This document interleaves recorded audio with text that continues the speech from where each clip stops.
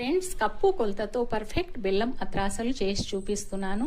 5 కప్పుల రేషన్ సన్న బియ్యం తీసుకొని మంచిగా వాష్ చేసి 24 గంటల సేపు నానబెట్టుకొని నీళ్లు వంపేసి 5 నిమిషాలు క్లాత్ మీద ఆరబెట్టుకొని మిక్సీ జార్లో గ్రైండ్ చేసి మెత్తని పొడి జల్లించి తీసుకోవాలి.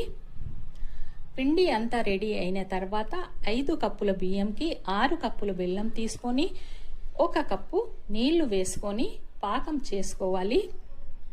ఉండపాకం వచ్చిన తర్వాత స్టవ్ ఆఫ్ చేసి 1 స్పూన్ నెయ్యి వేసుకొని